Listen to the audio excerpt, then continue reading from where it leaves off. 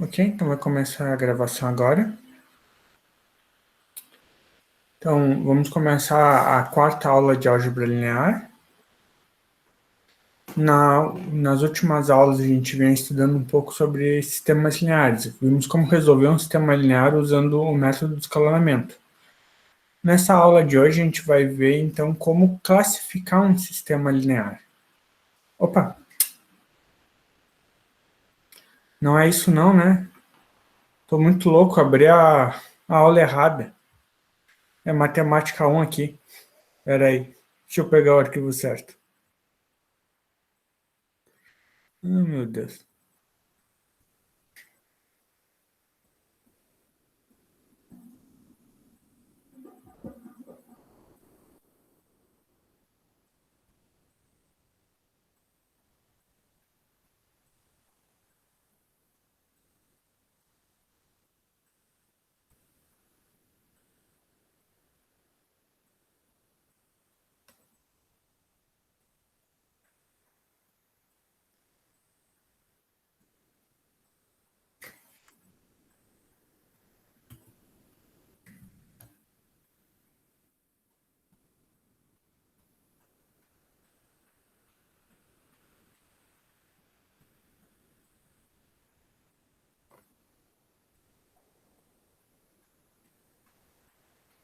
Agora sim.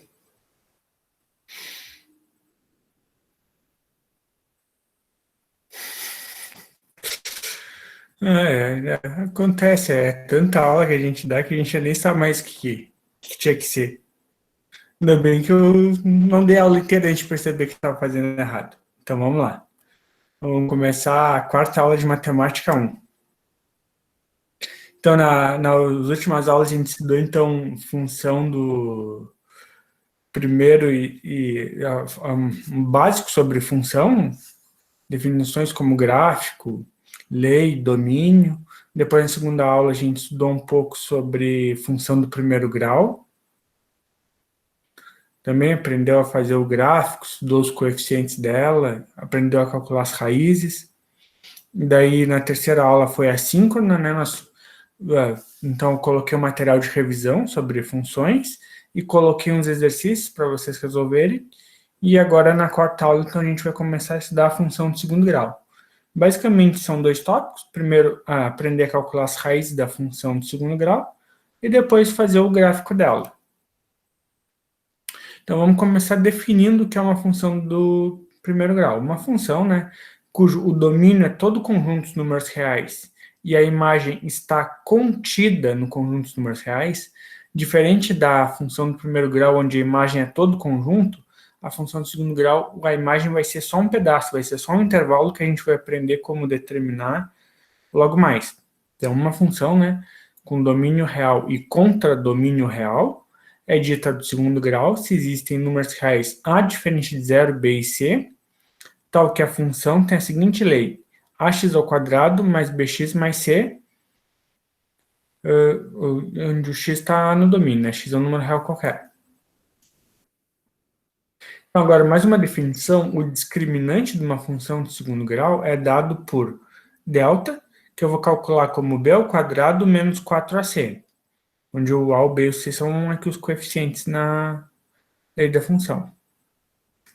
Uma função de segundo grau pode possuir zero, uma ou duas raízes. Diferente da função do primeiro grau, que sempre tinha apenas uma, a de segundo grau não, ela tem três possibilidades. Ela pode não ter raízes, ela pode nunca ser zero, ela pode ser zero uma vez ou duas vezes.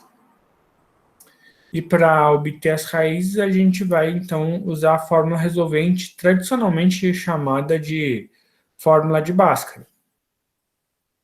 Ok? Que é aquela fórmula ali, menos b, mais ou menos raiz de delta sobre 2a. Aqui eu destaquei o delta, às vezes é comum colocar na fórmula como menos b mais ou menos raiz de b ao quadrado menos 4ac sobre 2a. Em vez de colocar isso, eu coloquei o delta, porque o delta ele vai ter algumas utilidades a mais. A gente não usa o delta só para calcular a fórmula de Bhaskara. Ele por si só tem algum significado, então eu já deixei ele destacado aqui. Então, mas vamos começar com um exemplo. Então, calcular as raízes da função f de x igual a 2x ao quadrado menos 2x menos 4. Então, nesse caso, o a, que é o coeficiente x ao quadrado, é 2. O b, que é o coeficiente x, é menos 2. Tem que se lembrar que tem que copiar o sinal junto. Se fosse mais aqui, daí pegava só o 2 mesmo, mas como é menos 2, tem que carregar o menos. E o c é menos 4. Ok? Então, substituindo na fórmula, aqui é menos b, então vai ficar menos 2, mais ou menos raiz, aqui é o delta, né, que é b ao quadrado menos 4ac, e dividido pelo 2a. Fazendo aqui as contas do delta, né, aqui vai ficar menos 2 ao quadrado, que é 4 positivo. Aqui eu tenho menos e menos, então vai ficar mais, então 4 vezes 2, 8. Vezes 4, 32. Então, 32 mais 4, 36. Raiz de 36 é 6. Então, eu vou ter 2, mais ou menos 6 sobre 4. 2 mais 6, 8. Sobre 4, 2, a primeira raiz. E 2 menos 6 menos 4, sobre 4 menos 1, a segunda raiz. Então, essa daqui era um exemplo que tinha duas raízes reais, distintas. Então, agora vamos seguir. Então, aqui uma aplicação do delta. A imagem de uma função de segundo grau é um intervalo, que pode ser ilimitado, superior ou inferiormente, dependendo do valor de a. O a é o coeficiente de x ao quadrado. Quando esse coeficiente é positivo, a imagem da função vai ser limitada inferiormente, ou seja, tem um menor valor, que é calculado como menos delta sobre 4a, e os valores vão crescer infinitamente. Então, vai ser fechado em menos delta sobre 4a e vai até infinito. Já se o a for negativo, o coeficiente ao quadrado for negativo, a imagem da função vai ser um intervalo limitado superiormente, onde o maior valor é o menos delta sobre 4a. Vê que aqui as posições se invertem. Ele vai vir de menos infinito e vai até esse valor. Então, esse valor aqui é sempre importante. Em um caso, ele vai ser o menor valor, em outro caso, ele vai ser o maior valor atingido pela função. Então, aqui um exemplo, tem a função f de x igual a x ao quadrado mais 2x mais 1. Nesse caso, o a é 1, né, que seria o coeficiente aqui de x ao quadrado, que está oculto no momento, mas é como se fosse um 1, que é maior que 0. Então, a gente está nesse primeiro caso aqui. Né? O b, aqui o coeficiente de x é 2, e o c é 1. Se eu fizer as contas, delta é b ao quadrado, que é 4, menos 4 vezes 1 vezes 1. Então, vai ser 4 menos 4, 0. Então, a imagem vai ser dada de 0, né? Por que 0? Porque aqui eu tenho delta menos 4a. Como delta é 0, vai ser 0 sobre 4a, que é 0. Até mais infinito. Aqui, então, tem outro exemplo. F de x é menos 2x ao quadrado mais 2x menos 3. Nesse caso, o a é menos 2, aqui o coeficiente x ao quadrado. Então, eu vou estar neste caso aqui, ok? Então, agora eu vou calcular o delta. Vai ser b ao quadrado, então 4, menos 4 vezes 2, menos 4 vezes menos 2, que vai ser 8, vezes menos 3, que vai ser menos 24. Então, eu vou ter 4 menos 24 vai dar menos 20.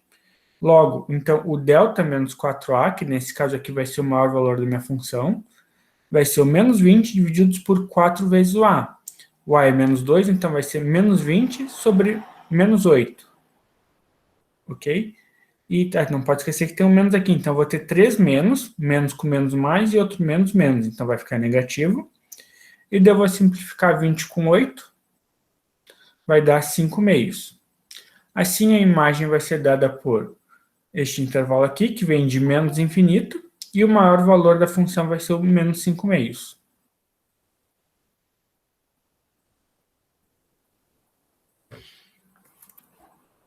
Então, a gente já viu como calcular as raízes e já viu como determinar a imagem. Agora, então, vamos ir para o gráfico da função. Então, o gráfico de uma equação do segundo grau... Opa, aqui eu escrevi errado. Porque gráfico não é da equação, o gráfico é da função. O gráfico de uma função, escrevi errado aqui do segundo grau, é uma curva chamada parábola.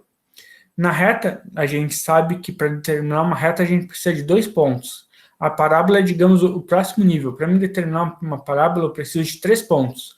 Dado 3 pontos no plano, existe uma e apenas uma parábola que passa por eles. Então, Que nem a reta, que 2 pontos determinam a reta, existe uma e apenas uma, para a parábola também.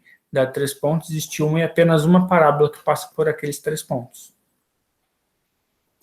E, então, nesse caso, o ponto mais alto da parábola, se o A for maior que zero, ou mais baixo, se o A for menor que zero, lembrando que quando o A é maior que zero,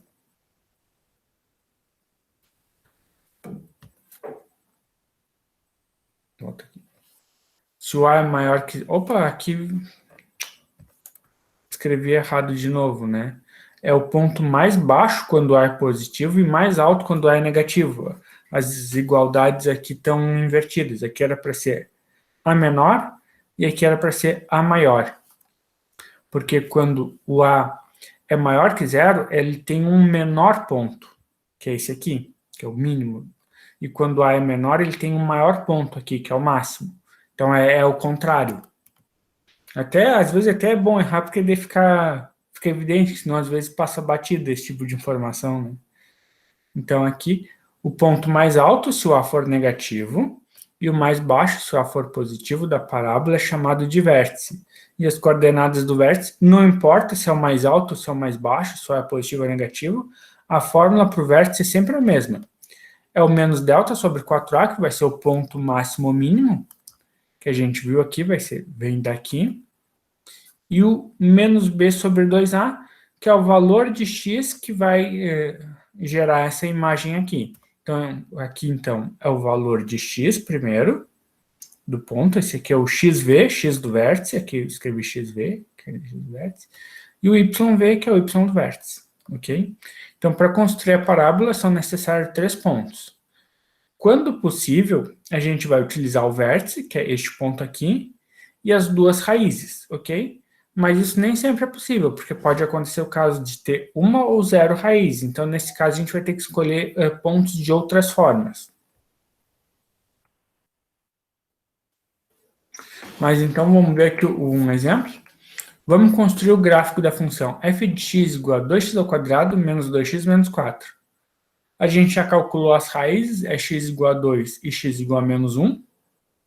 E o vértice vai possuir as coordenadas menos b sobre 2a. Então, aqui, quem é o b é menos 2. Então, vai ser menos 2 vai ser 2 positivo. E 2a vai ser 2 vezes 2, 4. Então, aqui vai ficar 2 quartos, que é 1 meio. O y do vértice, menos delta sobre 4a. A gente já calculou o delta, é 36. Então, vai ficar menos 36 sobre 4 vezes 2, 36 oitavos. Então, vai ficar menos 9 meios. Então, a coordenada x do vértice é 1 meio e a coordenada y do vértice é menos 9 meios, que é este ponto aqui de baixo, esse pontinho C aqui. É 1 meio menos 9 meios. Então, vai ser sempre esse ponto aqui, no caso aqui é o ponto de mínimo, porque o A é positivo. Se o A fosse negativo, vai ser um ponto de máximo, a parábola ia estar virada para o outro lado. E os outros 2 pontos vão ser as raízes. Então, quando x igual a menos 1, que vai ser o y igual a 0, que é uma raiz, e quando x igual a 2, y igual a 0 é a outra raiz. Então, usando esses 3 pontos, eu vou conectar eles de uma forma suave, assim, como se fosse um U. Um U que vai se abrindo aos poucos. Então, era isso, gente. Então, a gente viu como calcular as raízes, a gente viu como determinar a imagem, como determinar o vértice, e como fazer um esboço do gráfico de uma função. Se vocês olharem na apostila, vai ter mais alguns detalhes. Como eu falei para vocês, quando possível, a gente vai usar as duas raízes e o vértice. Quando não for possível, na apostila está dizendo, então, de maneiras espertas para escolher os outros vértices. Não precisa ser daquela maneira, pode escolher, quer dizer, para escolher os outros 2 pontos, porque tu vai ter um ponto vértice e vai precisar de mais 2.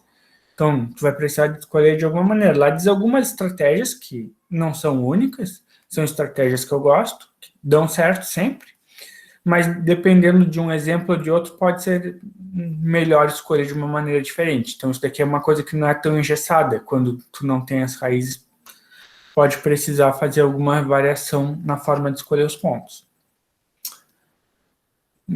Eu acho que é basicamente isso que tem mais na apostila. Tem os exercícios, né, para vocês olharem e resolverem.